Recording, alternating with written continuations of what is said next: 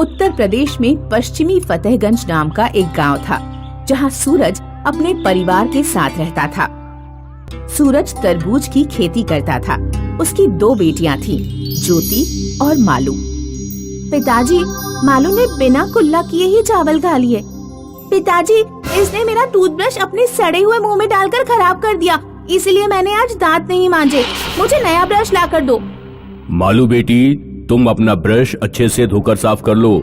ज्योति तुम्हारी बहन ही तो है, अगर उसने तुम्हारा ब्रश इस्तेमाल कर लिया तो कौन सी आफत आ गई।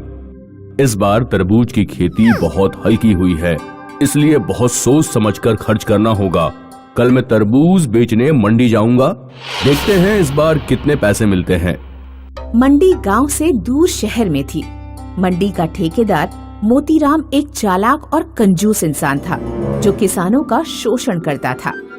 इस साल मुझे बेटी की शादी करनी है, 10-12 लाख से कम खर्चा नहीं होगा। मुझे हर हालत में इस सीजन में मोटा प्रॉफिट कमाना है। हरिया, कुछ अपना दिमाग चला और बता, मैं कैसे किसानों से कौड़ी के भाव फसल हासिल कर सकता हूँ। मैंने सोचा है कि कुछ कमजोर किसानों के पैसे रोक लिया जाए, गरीब किसान हमारा कुछ नहीं बिगाड़ पाएंगे। तू क्या कहता है? मालिक, अगर आपने किसानों के पैसे रोके तो वे अगली बार हमारे पास माल बेचने नहीं आएंगे, वे किसी और मंडी में चले जाएंगे। मेरे पास इससे बेहतर उपाय है, जिससे सांप भी मर जाए और लाठी भी न टूटे मालिक। अगले दिन सूरज मोतीराम के पास अपनी तरबूज की फसल लेकर पहुंचा। सूरज, तुम्हारे खेत का तरबूज बहुत मीठा होता है। वैसे तो तुम्हारे 45,000 बनते हैं, लेकिन मैं तुम्हें 50,000 देता हूँ। सूरज ने पैसे अपने थैले में रखे और खुश होकर अपने घर लौटने लगा। ज्योति और मालू के लिए एक सूट का कपड़ा खरीद लेता हूँ और 2 नए टूथब्रश भी। सूरज अपने विचारों में मग्न था। अचानक 2 मोटरसाइकिल सवार आए और सूरज का थैला छीनकर फरार हो गए। चोर चोर, कोई पकड़ो मेरा थैला, चोर चोर। दोनों चोर मोतीराम ने ही भेजे थे। इस तरह चालाकी से मोतीराम ने सूरज के तरबूज फ्री में हासिल कर लिए।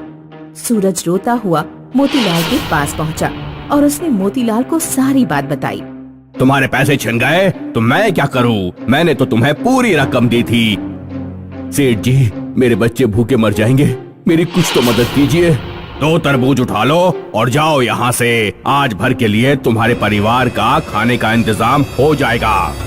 सूरज बेचारा हाथों में तरबूज लिए रोता हुआ घर लौटने लगा। रास्ते में एक महात्मा आ रहे थे। बेटा, बहुत प्यास लगी है, क्या तुम एक तरबूज मुझे दे सकते हो? सूरज ने एक तरबूज महात्मा को दे दिया। सूरज की आंखों में आंसू देखकर महात्मा उसकी परेशानी समझ गए। उन्होंने सूरज को आशीर्वाद दिया। आज से ठीक 1 वर्ष बाद तुम्हारी सारी परेशानियां दूर हो जाएंगी। सूरज और उसकी बेटियों के लिए वह साल बहुत कष्टकारी रहा। पैसों के अभाव में उन्होंने सिर्फ चटनी और रोटी खाकर काम चलाया। पिताजी, मुझसे और चटनी रोटी नहीं खाई जाती। बेटा, जब तक अगली फसल नहीं उग जाती हमें धैर्य रखना होगा। आखिरकार किसी तरह 1 वर्ष बीत गया और सूरज के खेत में नई फसल आ गई। ज्योति ने एक दिन एक तरबूज काट कर देखा तो वह चिल्ला पड़ी, पिताजी, मालू, यहाँ आओ। क्या हुआ? क्यों चुड़ैल की तरह चिल्ला रही हो? तरबूज में सोने का बॉल है। सूरज और उसकी बेटियों ने खेत के बाकी तरबूज काट कर देखे। उन सभी में सोने की बॉल निकली। ये सब उन महात्मा के आशीर्वाद से ही हो रहा है। सूरज तरबूज में निकले सोने की वजह से बहुत अमीर हो गया। हरिया ने ये सारी बात मोतीराम को बताई। मालिक, सूरज अब आपसे ज्यादा अमीर हो गया है। उसके खेत में लगे तरबूजों में सोना निकल रहा है। गांव के लोग बताते हैं कि किसी महात्मा के आशीर्वाद से ये सब हुआ। चिंता मत करो, अगले साल जब उसके तरबूज आएंगे तो उसके तरबूज काटने से पहले ही हम तरबूजों से सोना निकाल लेंगे। अगले सीजन में जब सूरज के खेत में तरबूज उगे तो एक रात मोतीलाल अपने नौकर के साथ कच्चे तरबूज ही काटने पहुंच गया। उसने अपनी नौकर के साथ मिलकर तरबूजों का सोना निकाल लिया और अपनी पीठ पर लाद लिया। हम अभी घर नहीं जाएंगे क्योंकि सूरज पुलिस को खबर कर देगा तो हमारे घर सोना पकड़ा जाएगा। नदी पार मेरी मौसी का घर है, वहीं चलते हैं। लेकिन मालिक, इतना बोझ लेकर नदी कैसे पार करेंगे? अरे उस नदी में बहुत कम पानी है, इतना क्यों डरता है?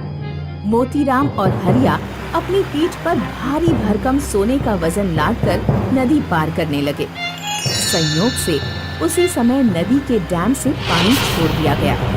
नदी में पानी का स्तर बहुत बढ़ गया। पीठ पर ज्यादा वजन होने के कारण मोतीलाल और उसका नौकर नदी में डूबकर मर गए। किसी ने ठीक कहा है, न्याय के हाथ लंबे होते हैं।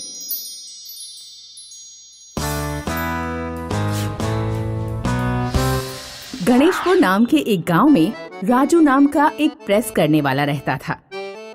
राजू के घर एक पपीते का पेड़ था। जब उस पेड़ के पपीते पक जाते तो राजू उन्हें तोड़कर गांव के बाजार में जाकर बेच आता था। राजू का बेटा कभी कभी पपीता खाने की जिद करता तो राजू उसे समझाता। बेटा, अगर हम सारे पपीते घर पर ही खा लेंगे तो बेचेंगे क्या? पपीते को छोड़ो और रोटी खा लो। एक दिन रंगा नाम का आदमी राजू के पास ढेर सारे कपड़े लेकर आया। रंगा पहलवानी कर चुका था। गांव के लोग उससे डरते थे और उसका कहना मानते थे क्योंकि वह शारीरिक रूप से बहुत ताकतवर था। रंगा कपड़ों की गठरी राजू को देकर बोला, राजू, इन कपड़ों को बढ़िया करके धोना और प्रेस करना। 100 से ज्यादा कपड़े हैं। राजू इतने सारे कपड़े पाकर बहुत खुश हुआ क्योंकि इन कपड़ों से उसे 2-3 हजार रुपए की कमाई होने वाली थी। राजू, उसकी पत्नी और उसके बेटे ने खूब जमकर कपड़े धोए। ठंड में कपड़े धोते धोते राजू के बेटे को सर्दी लग गई और उसे जुकाम, खांसी और बुखार हो गया। मैं रंगा के कपड़े देकर पेमेंट लेकर आता हूँ, फिर दवा लेने चलेंगे। राजू जब रंगा के पास पेमेंट लेने पहुंचा तो रंगा ने तेवर बदल लिए। ठाकुर जी पर मेरे 5000 आ रहे हैं, उनसे मेरा पेमेंट मिल जाए तो तुम अपने रुपए ले जाना या सीधे जाकर उन्हीं से मांग लो। तुम्हारे पैसे किसी के पास अटके हुए हैं, इससे मुझे क्या मतलब? मुझे मेरा पेमेंट चाहिए। मतलब तुम्हें गांव में किसी की परेशानी से कोई मतलब नहीं। जब मेरे पास ठाकुर जी से पैसे आएंगे तभी तो मैं तुम्हारे पैसे दे पाऊंगा। इतनी सी बात तुम्हारे समझ में नहीं आती क्या? मोटे ताजे रंगा से पतला दुबला राजू कुछ नहीं कह पाया। वह बेचारा चुपचाप अपने घर लौट आया। पिताजी, आपको पैसे नहीं मिले, क्या अब मेरा इलाज नहीं हो पाएगा? बेटा, ईश्वर सबकी मदद करता है। मैं तुम्हें गर्म पानी में नींबू निचोड़कर पिला दूंगा, उससे भी बुखार उतर जाता है। पिताजी, मेरा पपीता खाने का मन कर रहा है, एक पपीता तोड़ दो ना। राजू ने अपने बेटे के लिए पपीता तोड़ा। उसने जब पपीता काटा तो उसे अपनी आंखों पर विश्वास नहीं हुआ। पपीते के बीज सोने के थे। राजू ने पेड़ पर चढ़कर और पपीते तोड़े और उन सभी को काट काट कर देखा। हर पपीते के बीज सोने के निकले। राजू की माँ, राकेश बेटा, जल्दी यहाँ आओ, देखो हमारे पपीता में सोना निकला है। पपीते से निकला सोना बेचकर राजू ने अपना घर ठीक कर लिया और प्रेस करने का धंधा छोड़कर बाजार में कपड़ों की शानदार दुकान खोल ली। जब रंगा को पता लगा कि राजू के पपीतों से सोना निकलता है तो वह गांव वालों से जाकर बोला, गांव वालों, पपीते का पेड़ भले ही राजू के घर में है, लेकिन है तो वो गांव की जमीन पर। उस पेड़ के पपीतों का सोना गांव वालों को भी बांट देना चाहिए। बोलो, मैं सही कहता हूँ या गलत?